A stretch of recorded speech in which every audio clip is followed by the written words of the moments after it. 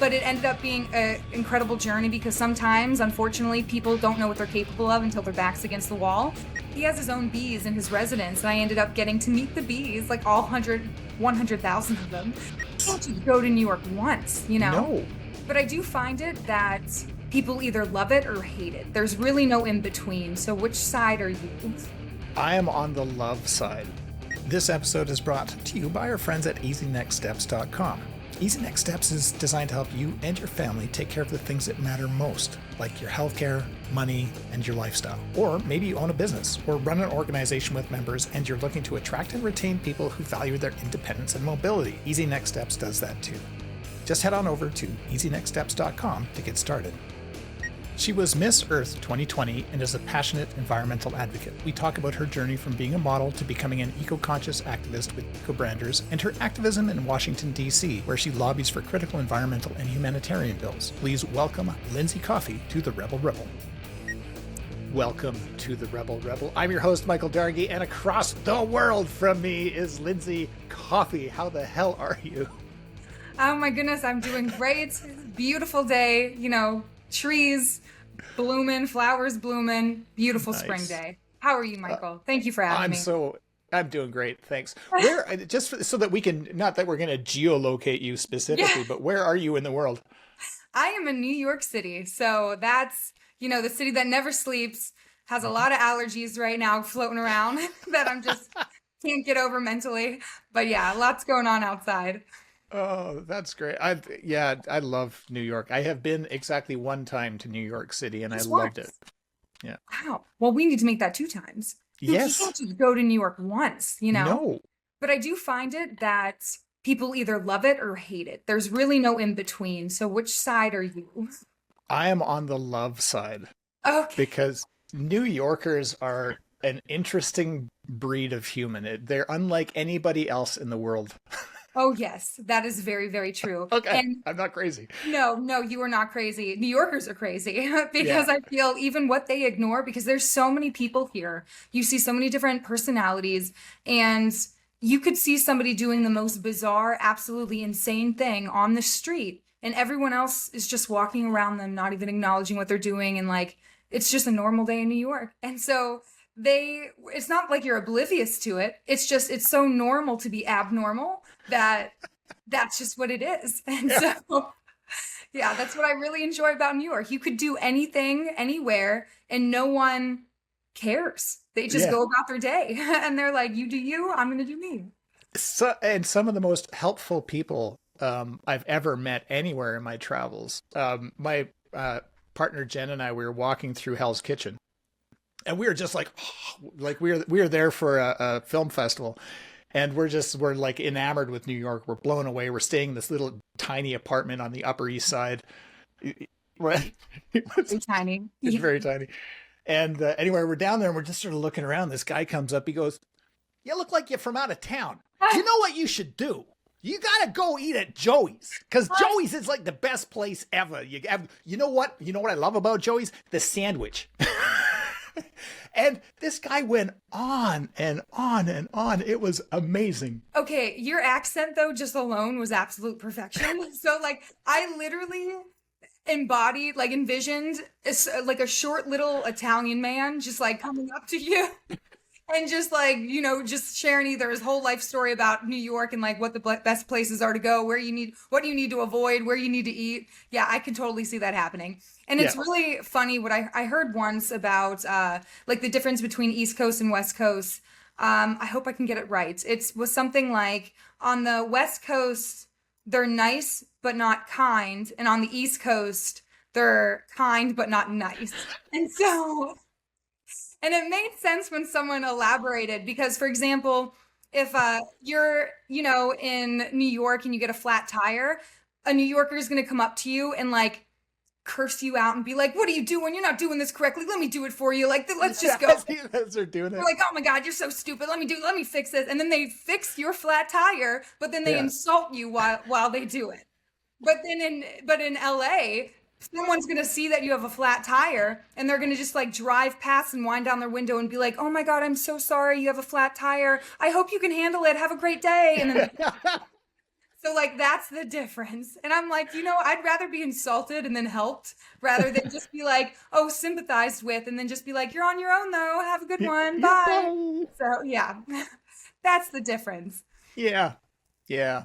Yeah, we loved every interaction with every person in New York. We ended up in Harlem just Oh, to nice. keep going, and we were just drifting around looking for a place to grab a coffee, and we were looking at this one place. It was like a bar, and this guy comes up and he goes, "You don't want to go in there." And I No, was like, "Oh," and he's like, "No, it's not for you." I'm no, like, I'm like, okay. So I said, not "What for about you. this other place?" He goes, "No." Down at the down there at the end of the corner, that's where you want to be. Oh, It's like this sports club filled with white guys. yeah, You know, that was nice of him, I know. He's really nice. A little insulting, kind of like, why can't I go in? But like, thank you. If you're looking out actually for my well-being, thanks. Yeah, I Um, appreciated that. Yeah, but Harlem, I really like Harlem, and it's changed so much over the years where it's just they even have so many vegan restaurants, which is not something you would think for Harlem. And No, I mean, I'm a vegetarian, not vegan, but I literally will go up to Harlem just to go to some of these vegan vegetarian spots. And it's like it's just so nice. It's just there's so many different uh like restaurants, cafes, like bookstores even. It's just really nice. oh man, that's so Yeah. cool. We okay. One last New York story. I've got so many from the short time that we were there. We saw Big Bird smoking in Central Park. Okay, definitely Big Bird had his break from Times Square. I guarantee you who's working there. I know, it was the It, most surreal thing I've ever seen. Times Square workers like crack me up. And literally, like these kids, like especially young ones, think that they're really meeting Big Bird, but then they're going to see Big Bird literally remove his head after the photo that they just took with him. So it's like they commit to it only to a certain point, and like they're not good characters. Like they really probably have destroyed so many childhood dreams whenever they just go to a park and they see Big Bird literally decapitated and smoking a cigarette. Like, but Yeah. yeah, they're crazy. They will attack you too. Like anytime you're in Times Square, they're like, "You want a photo? You want a photo?" And like Oh yeah. they will, yeah, they're on it. I bought a lot of CDs I didn't need. I love that you remember these things because they're just so small and insignificant, but it happens all the time. I Yeah. will, yeah, and I try to even avoid Times Square at all costs, but I have to, I feel so bad too, but I have so many CDs and I'm like, I'm so sorry, like I can't take this. Like I wish you the best of luck on your rap journey, but I can't Yeah. listen to the demo right now. Like I have nowhere to get you, I have no connections. Yeah. But yeah, you'll get a lot of CDs. You'll even get a lot of Buddhist monks handing out like Oh, gold coins. Yeah, the I bracelets. I had the bracelets. Yeah, I got some Yeah, bracelets. yeah. So just a lot of characters here in the city. I bought myself some karma in Central Park. That's gonna be the name of my next song. Ooh, that's actually a good title for something, and like I Right? like It's it not for a bad. song. Yeah. I bought my karma. That's good. That's actually like deep. I like it. Right. Yeah. All right, enough Yeah. about this. I want to learn about Lindsey and what Lindsey is doing in New York City. So, catch us up on Lindsey Coffee, what you're doing right now, because I know you're working with a really cool company. But then we'll go back in time and find out how you got there. Yes. So right now I am working with Eco Branders, which is one of the first in the US eco-conscious merchandise retailers. And they specialize in branded merchandise. So whenever you go to conferences and you get swag bags, or if you go to even coffee shops and you see their branded merchandise, it really comes from, companies like us. And our little niche, though, is that we're very environmentally focused, environmentally driven. We care about communities, we care about this planet, and we incorporate a lot of environmentally friendly strategies into our business model and how we can connect with customers that are like-minded and even those who are not, just because a lot of people prioritize businesses with purpose, and it makes you feel that you're contributing to a purpose as well. So it's a great company, great organization, and as an environmentalist, I try and connect myself with companies like this to help further their message, to further my message, and really just make the world a better place. That's what we're doing. Oh, I love it. I love it so So it's much. so cliche, but that's what we're doing. Well, it's not. I don't think it's cliche at all. I think it's one of those things that, have you looked outside lately? I know. And and also the fact that, if I get this wrong, forgive me, but didn't you win like Miss Earth 2020? Yeah. Isn't this like really on brand for you? This is very on brand, which, yeah, even people, we develop brands for ourselves. And I want to say that I do pretty well, like even forming my brand. I competed. So I was always an environmentalist, even before I even knew what the term was, just growing up in the country. And I also like to say I was a closeted environmentalist because I always wanted to do something about it, but I never felt capable. So I kind of kept it, to myself and, still wished for a better future. And then throughout, my career of modeling, I've traveled the world and I saw so much beauty on the planet, which has connected me to nature even more. And it also led me to Miss Earth, which is an environmental competition. And I never even heard of it. And somebody told me about it. And it was during COVID as well. And I'm just like, my work had slowed down a little bit too. I felt like this came to me at the perfect time. And I read what the competition was about, their values, and I just fell into such alignment with them where really it felt like the stars had aligned. And I don't use that saying lightly. It actually felt as if a cosmic energy was pulling me towards it as I was reading about them. So I was like, okay, let me look into this and see, let me apply. And so I ended up applying, had no idea what I was doing, no idea at all. And I actually sacrificed a lot while doing it. And so you competed to nationals. I ended up winning nationals where I was Miss Earth USA. And then we went on to internationals, and no U.S. representative had ever won the international title, and I became the first in history to win the international title of Miss Earth, where I competed against 82 countries. That's a lot of countries. That is a lot of countries. It's a lot, right? Yeah. Wow, congratulations. Thank you. So definitely life-changing, and more so than not, it just gave me the confidence and allowed me to believe in myself and know that I am capable to speak on a cause that I am passionate about. So it was quite a remarkable journey for sure. You should compete. You should consider being the next Miss Earth. Or Mr. Earth. Yeah. You could do it. We can both wear sashes together. Yes, and our crowns. I rock a sash. I'm not going to lie. I could see it. That's why I mentioned it. I was like, I bet he pulls off a great sash. I appreciate that. Yeah. I appreciate you. Tell me what is it? What do you attribute that win to? Like, where did you ground yourself? How did that all transpire, I guess? It's like what really pushed me to do it. No, like when you're in it, when you're doing it, like what was the, where did your success in it come from? I had so much doubt in myself, and I was honestly so scared because I had never competed in a competition like this. I sacrificed a lot as well because it kind of was mixing industries of like within the modeling industry, just to go back to my career there. And this is more of like in pageantry. I ended up even losing one of my agencies. They dropped me for even competing in it. So what? A lot was surrounding it where I'm like, should I even do this? But I felt such a cosmic pull. And even though I had incredible doubt and insecurities and fear, just building in myself, not knowing what I was doing, I still believe though that no matter what, your passion will always be greater than your doubt. And I continued to move forward. I built amazing friendships and family with the Miss Earth USA team that ended up helping me and guiding me through the entire journey. And it was over several months of just constant interviews with every country in the world. I would have to wake up at like 2 a.m. to talk to Australia. And I would have to presentations about my advocacy, which was the water crisis at the time. And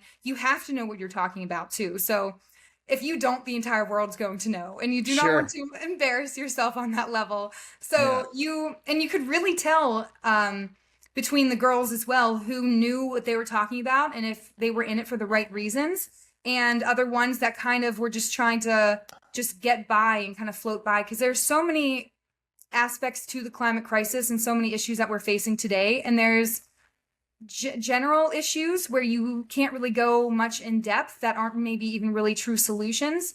And then there are ones that you can see there are tangible actions that we can take to change things.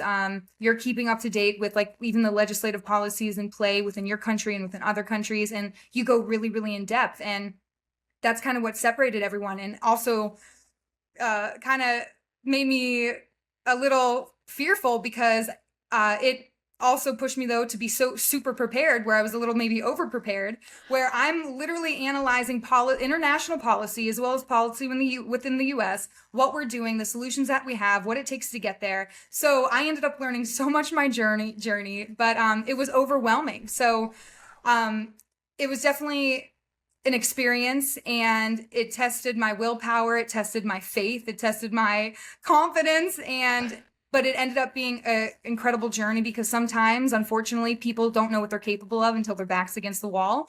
And I had to have my back against the wall to know, like, okay, it's now or never. Like, I gotta, make it or break it. I'm gonna show the world what I can do because I do believe in myself at the end of the day. And it's what I ended up doing. And I had an amazing team behind me supporting me through the entire process. Holy crap. It was a That lot. is so freaking inspiring. Yeah. But it was incredible. It was a lot. And I feel like that even goes, I can see it relate to so many people because there are so many times in life that we feel so despondent over our current situation, or if we're stuck, if we have like a writer's block, if we are stuck in our business and we really think there's no other way to go, we kind of even give up on ourselves. At the end of the day, if you can really sit and reflect and know that if this is something that you really want to do, there's nothing on earth that can stop you from doing it. The only thing that can is yourself. And that's what we always have to overcome, is not our obstacles are like outside of us, but it's the obstacles within us. And so that's why I really appreciate that journey I went on, because it showed me what I truly was capable of. Holy crap. That's That's deep.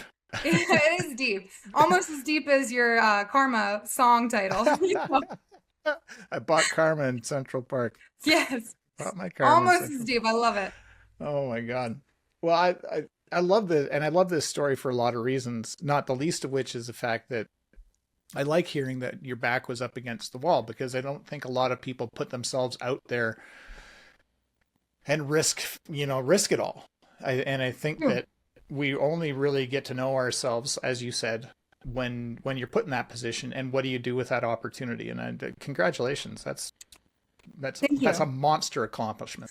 Thank you. I appreciate that. And you're right. I totally agree with you. Some people are even afraid to put themselves in that position, but you learn a lot about yourself whenever you put yourself in those positions. And sometimes, always, whenever you learn something about yourself, never look at it, other than in a positive light, So even if it's a failure in your eyes, it's really not a failure depending on your perception of it, because you're going to learn something.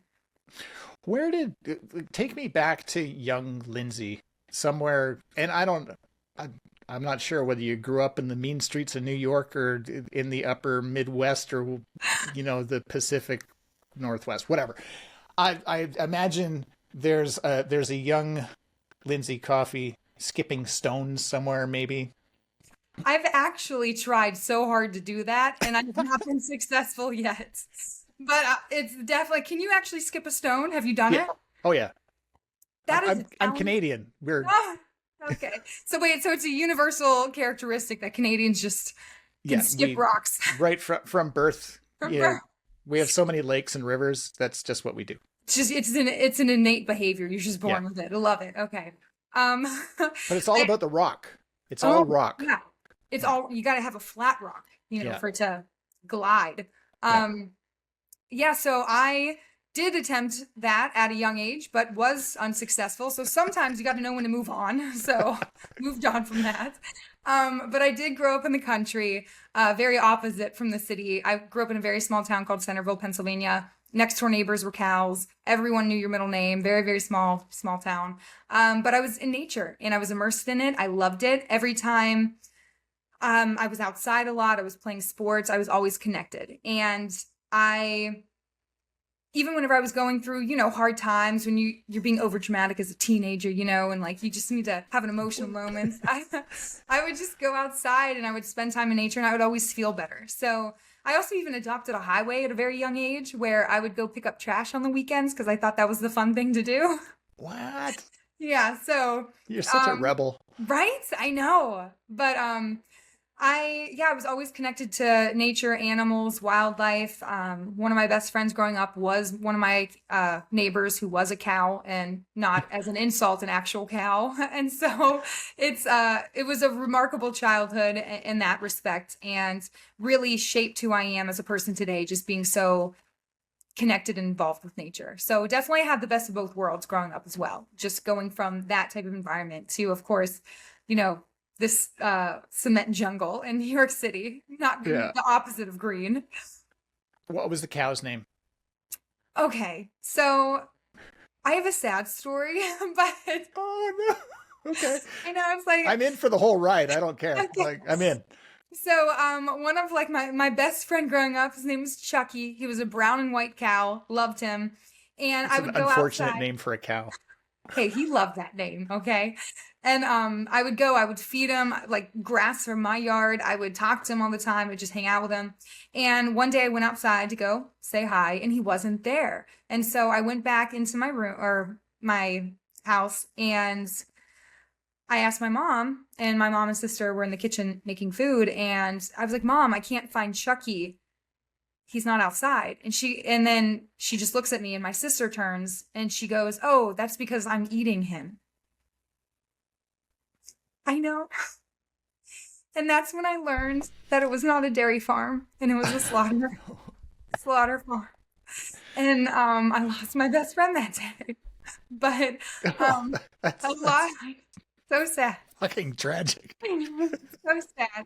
I'm like, maybe for all the emotional people out there, maybe we don't include this story. But Uh, I a lot of people think that was my origin story of being a vegetarian, but I was actually a vegetarian long before that. But that yeah. would make a very good origin story, you know. No, wow. Understandable.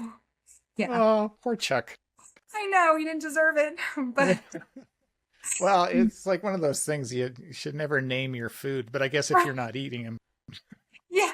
I had no idea that he was not going to be around that much longer, or it would not have done that. And so now the other cows that come in, whenever I do go home and I see them, I'm just like, well, we're not going to get very close. And like, I'm going to keep my distance, you know, I'm not going to name you.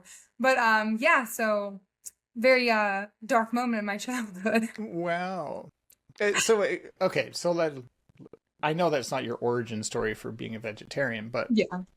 is it what do you think is your origin story for the way that you are when it comes to, you know, uh, dealing with the earth around you? It definitely was an emotional connection where it stemmed from in the beginning, but I didn't know it at the time. And because if I were feeling a certain type of way and I would go out in nature, and just the energy around her would just pick me up emotionally and mentally, and it felt like a safe space and a sanctuary for me. But I didn't really realize that until later on because I didn't have that capacity, you know, as a kid to understand Sure. it. And then as throughout modeling, I was able to travel the world as well. And as I saw so much beauty in the world, I also saw a lot of devastation and lived through a few natural disasters myself.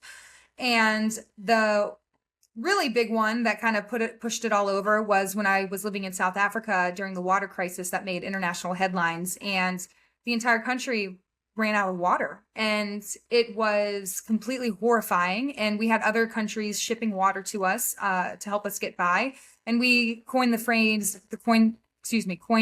day zero, and that was the countdown of the day that we were officially going to run out of water. And there was an environmental tie to it. And with climate change and temperatures rising, you do see a shift in weather patterns. And we do see increased droughts, as well as like the duration of droughts as well, and the severity of it. So there was an environmental tie. And we had to completely alter our behaviors, where I couldn't shower like I normally did.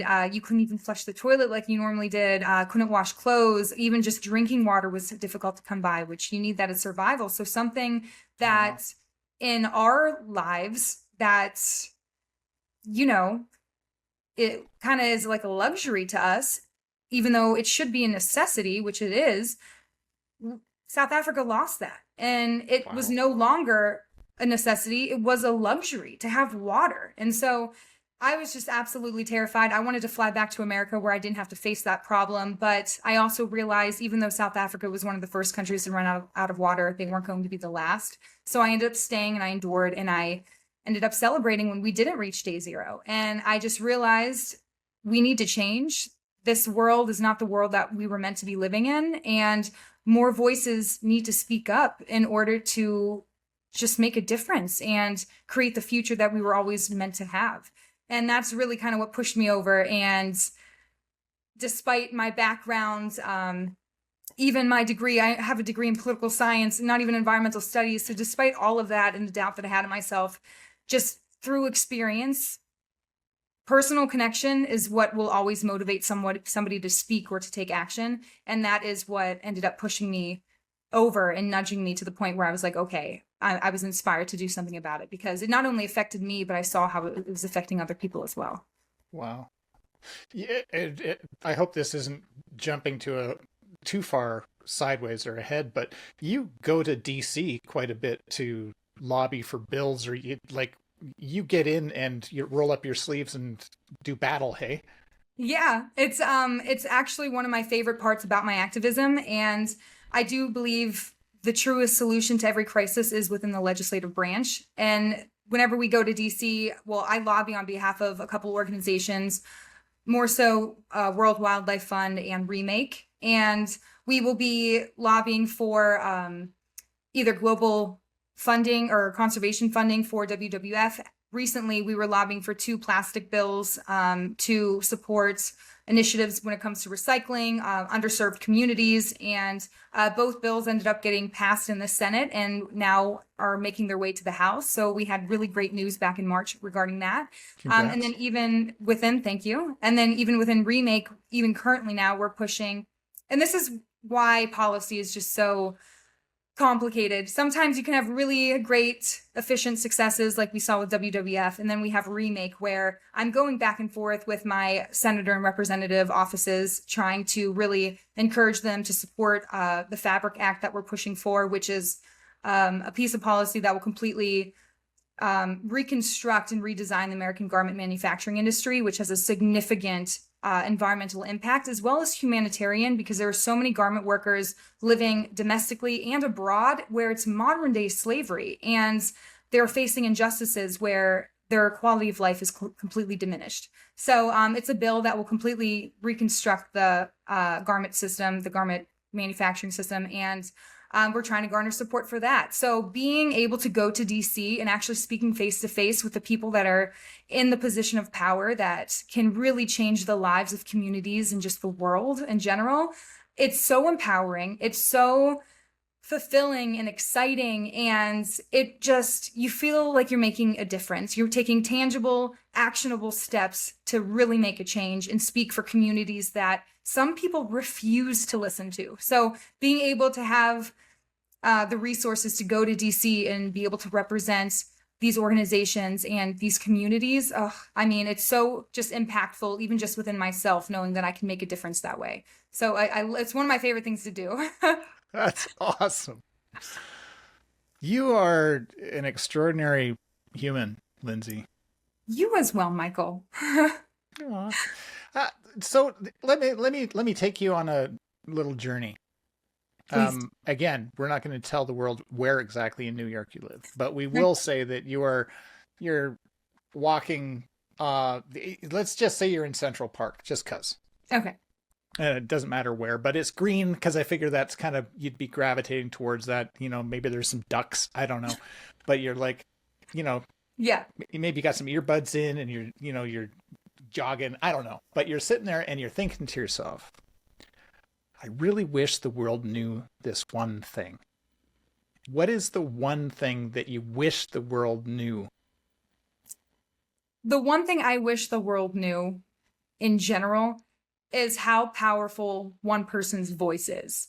And that's something I really like to push in my own advocacy, is about understanding voice and the influence behind it, because so many people are despondent over the influence and they question the influence that they have. And one voice can impact the lives of your family, your neighbor, or even an entire community. And it's about showing even someone that you even care can have such a dramatic effect. And I also really, really like in psychology, and there's the moral elevation effect. And it's a response that occurs in an individual when they witness an act of moral beauty. And when that action takes place, an area in their brain lights up that's associated with social engagement and motivating action.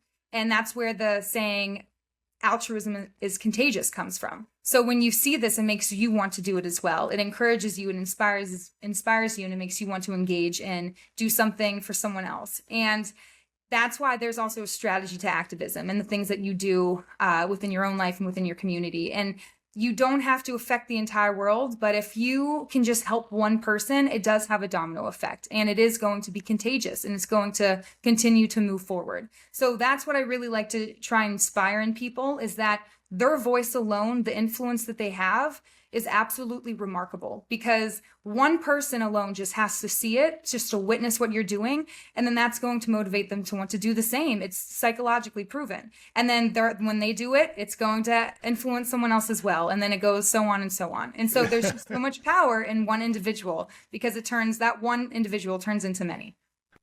Wow. Holy crap. That's awesome. Thank you. Yeah. Did you know that? The moral elevation effect? Yeah. No, that's the first time I've ever heard that. Yeah, you should look it up. It's quite fascinating. And there's just so much psychology. That's why I love it so much, because there's so much psychology. Once you understand it, how you can incorporate it into your life, into your business, just day to day, it can help you succeed in so many different ways in form of development and growth. And even when it comes to like eco-branders and the purpose behind their business and how that relates to customers. And at the end of the day, why are we all here? It's the essence of life.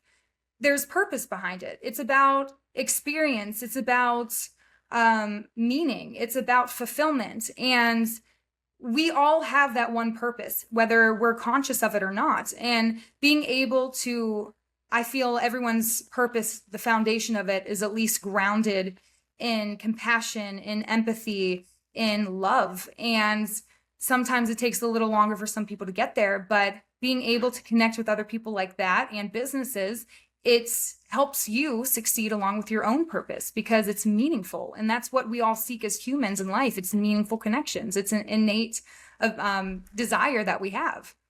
Wow. I feel that you've already answered this, but I'm going to ask it anyways, because it is part of the show. But I call these people rebels in waiting, or people who are, about to, or in the process of, or in another way, they're the Wile E. Coyote moment, where they're just walked off into thin air. They look down and realize there's nothing there.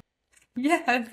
What advice do you give to those people for how they can, and it doesn't have to be about business. It's just, taking that step or taking that leap, or, you're back against the wall. What do you do next?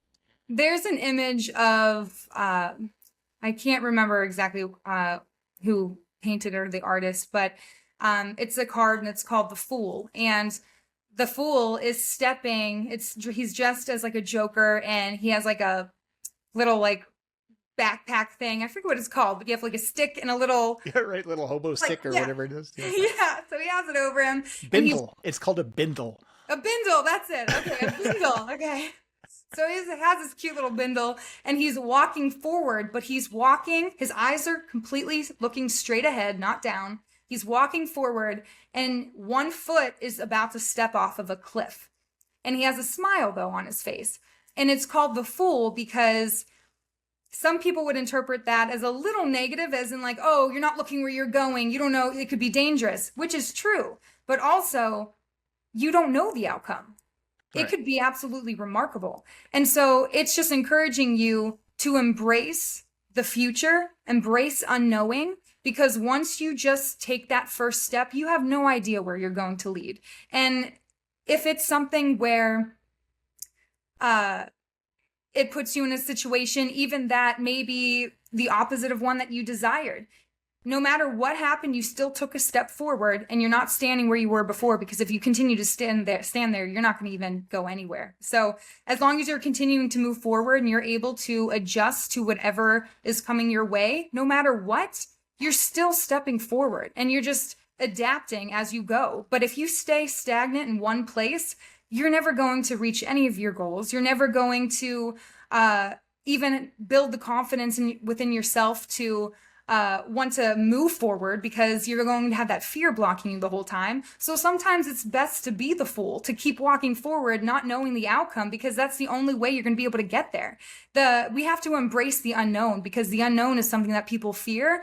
And that's something that we need to look at without fear, because the only way we can get to get anywhere is by not knowing, because that's how we're guided. And if you know if you know the future of everything that's going to happen, I feel like that actually limits you, because it's already predetermined and premeditated in your mind, where it's not giving you creativity, it's not giving you more opportunity, it's not giving you the skills to be innovative, to actually show you the potential that you can reach. It's really you limiting yourself. So it's about embracing the unknown, where you can kind of step forward without looking, because strategically, of course, because that could open opportunities that you never even were able to visualize. And so that's why I always really kind of embrace like being the fool, strategically though, of course. Sometimes there are people that just like, I'm like, why would you do that? But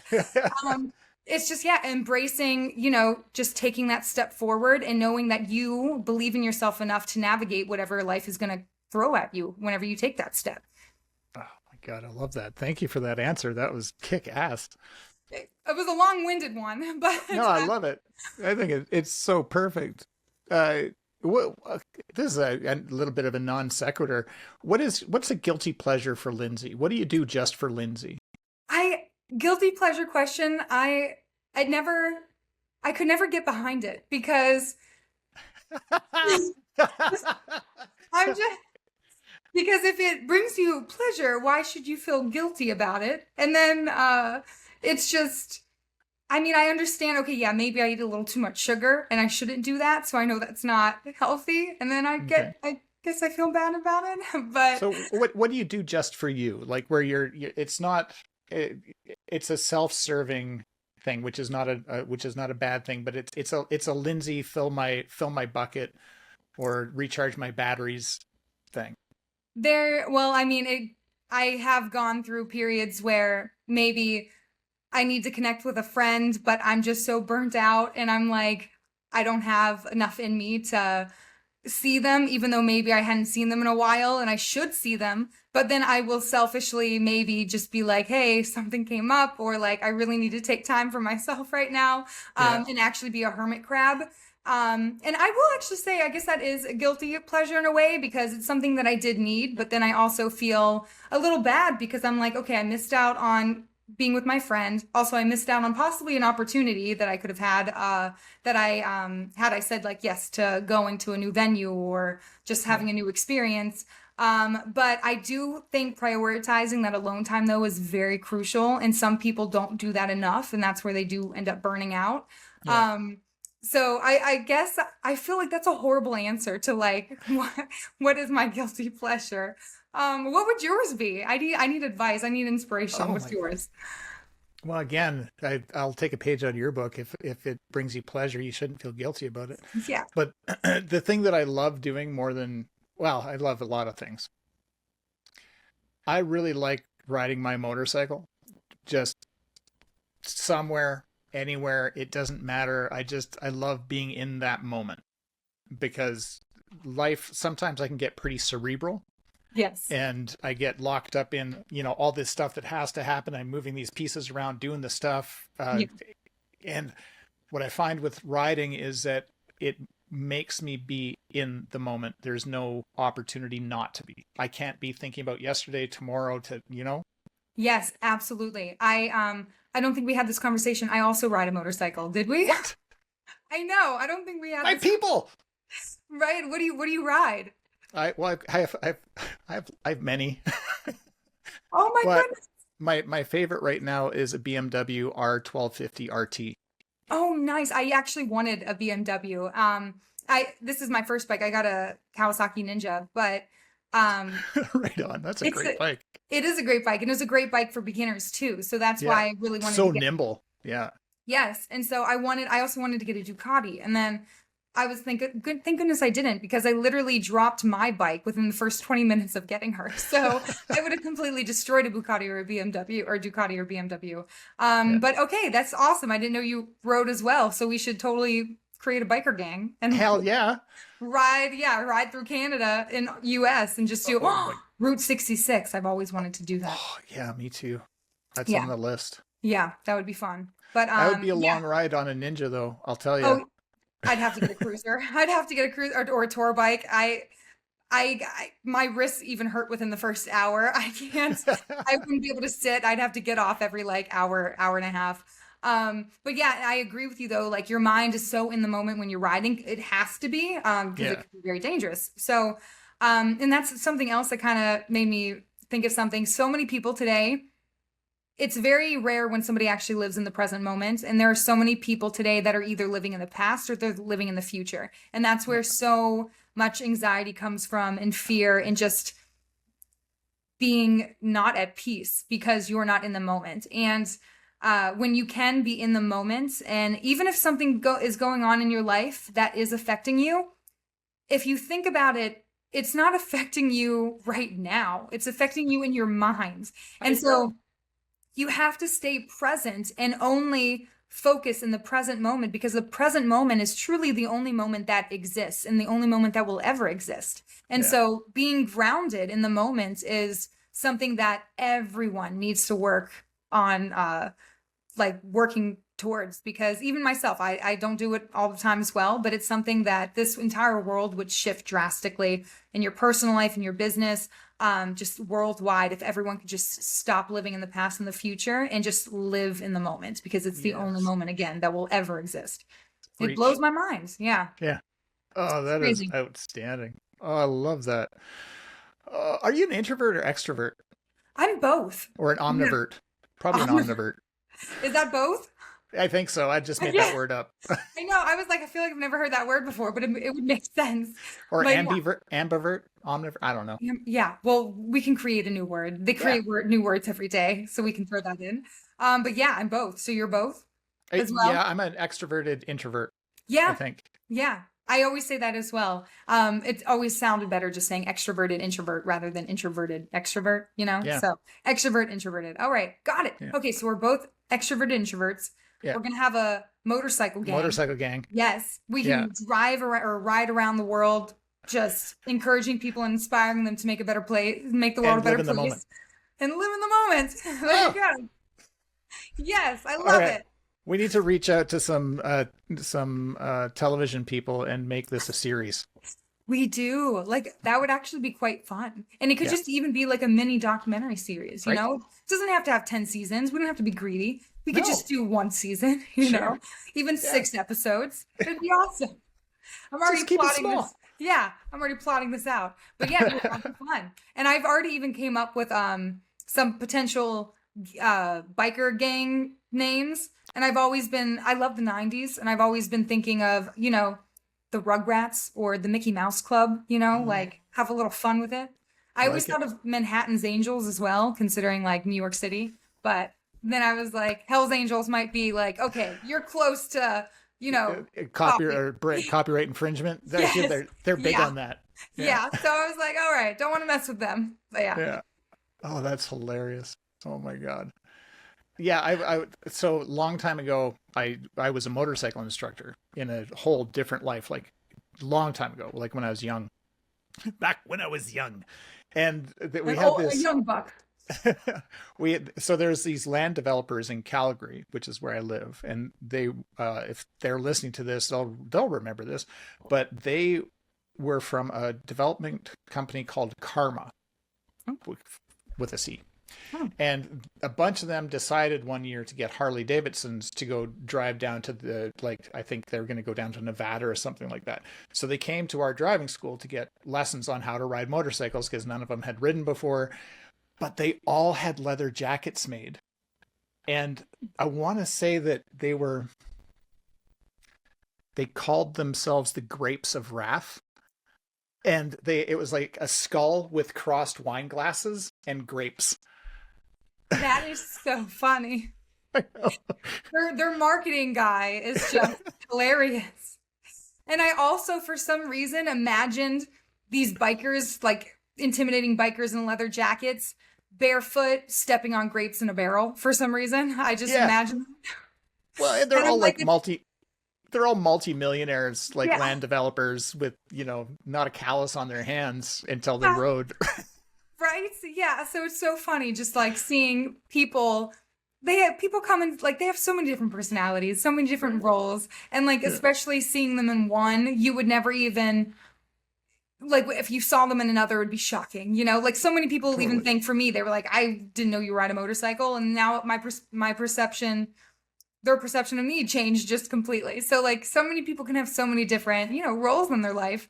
And what I also discovered was every person, so we have multiple personalities, but not like the disorder. So, Sure. Stay with me. So we do have multiple personalities, and that personality is dictated by who we're with. And so each one of our friends and our family members, they have a different perception of us, because their qualities and their personality brings out certain parts of our personality. So overall, you're generally the same person, but certain parts of your personality are amplified depending on who you're with, and maybe subdued a little bit compared to somebody else you would be with in that, in the same like respect. So I always thought that was so interesting that, who you are is also highly determined by your environment and like the people that you're with. So underlying, you're always going to be the same, but other parts of you are going to be amplified a little bit more, just depending on who you're with. Hell yeah. It's fascinating. Sometimes you're a biker, sometimes you're not. Yeah. Sometimes you're an intimidating biker that like not approachable, and people are like, oh no, she's going to start some trouble. But That's really, right. yeah. But then they go and see me pick up litter on the side of the road once I park my Harley, and then they're like, oh wait, she's actually probably really nice. She's picking up somebody else's trash. Give some grass to a cow, and they're like, what? Yes. Well, I pull grass and hay out of my pocket because I carry it with me at all times, just in case you run into a loose cow. Get in the box, Lindsey. Get in this box for us. Right?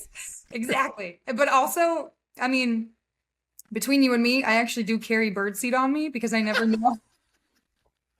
Because you never know when a bird's going to get hungry. And so I carry birdseed in the trunk of my car. Oh my God. I love that for you. Yeah. And I also have cat food back there too. And I don't have a cat. So I'm actually probably a very odd individual, but I do take care of stray cats outside of my apartment. So that's nice. There. Oh, that's so nice. We have a bunch of birds that live around our place, and we buy them nuts regularly, and and marbles. Oh, we bought marbles. We put marbles in a dish to help the bees, because the bees, when they come to drink, we don't want them to drown. So if they can sit on a marble, they can drink water, and then they can fly off and do their thing. Oh, wow. But we discovered, we discovered though that the magpies, which are like crows, kind of punk crows, they steal the marbles. Thieves. Because they use it in their mating ritual. Okay. I know they need their alone time, but I kind of want to be a fly on the wall during that just to see what's happening. Apparently, the more shiny and spectacular their nest is, the better the mate they get. So, oh, wow. Yeah, so we end up spending a lot of money on marbles. Wow, because they're stealing the marbles. So this just also inspired me. I think they need to have their own MTV Cribs segment. And we need to go into their nests, and so they can show off their bling, because I'm sure they're each is different. Can you imagine? And then I'm sure the lady magpies are going to like watch it, and they're going to be like, "Oh wow!" It'll help them. They'll be like, "I got to reach out to him." That's like right. He texted me. I never texted him back, but I saw his crib. I'm gonna text him back now. I see all the work he's put into this place. Yeah, he's a keeper. He's a keeper. He's a handyman. He can help me put my shelf up. It's a good characteristic.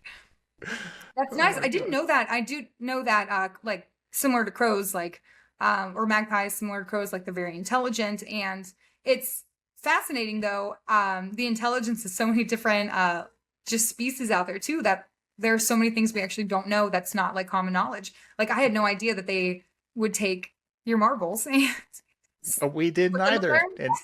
But we've got videos of them playing with the marbles, like with each other. Like it's the weirdest thing. Yeah, I know. It's like, yeah. But that's actually so nice though that you did it for the bees though. And like the bees, of course, like they're endangered or they're on the endangered list, and literally save the bees, so critical to society, which blows my mind that if the bees go extinct, humans will go extinct as well. It's just crazy. And some people I feel like still don't even know that fact. And the world's greatest pollinators, we need them. So who doesn't love honey? I know. Come on, people. I know. And I actually even collect honey. I didn't mean to, but like I ended up just buying. Accidentally collected honey, Lindsay? What the hell? I love honey, so I ended up buying so much of it, too much that I couldn't even eat it. So I ended up just collecting it. So now it turned into like a nice little collection. And I have like lavender honey, cherry honey, blueberry honey. And then I went to one of the perks of my activism, I would say. I ended up having the governor of Pennsylvania hear about me. And he reached out to his team to connect with me so I could go to Harrisburg and our state capital and interview him and like talk to him and stuff. But he has his own bees in his residence, and I ended up getting to meet the bees, like all 100,000 of them. And and then they make honey on site, and then they gave me a jar of their honey, which was actually really cool.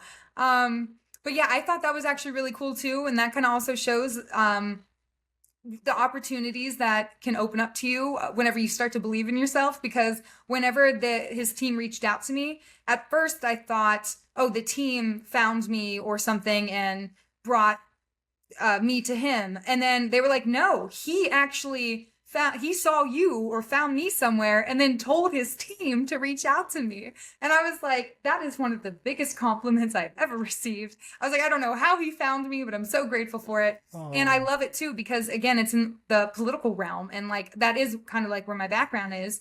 And I love being able to, connect with people in that position that are actually really trying to make a difference as well. And like, have a good head on their shoulders, because sometimes you don't come across those ones in politics. And so it's nice to connect with those people. And so that was a really great way, and connect with his bees. And so it was a great experience. Lindsay, this has been so much fun. I can't even stand it.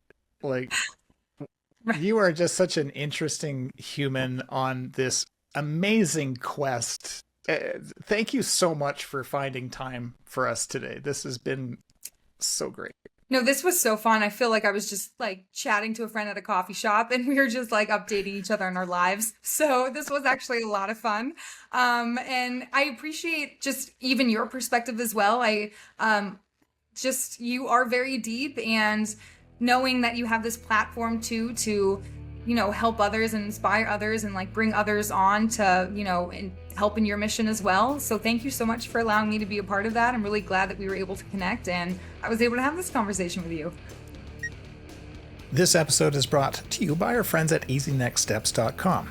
Easy Next Steps is designed to help you and your family take care of the things that matter most. Just head on over to easynextsteps.com to get started.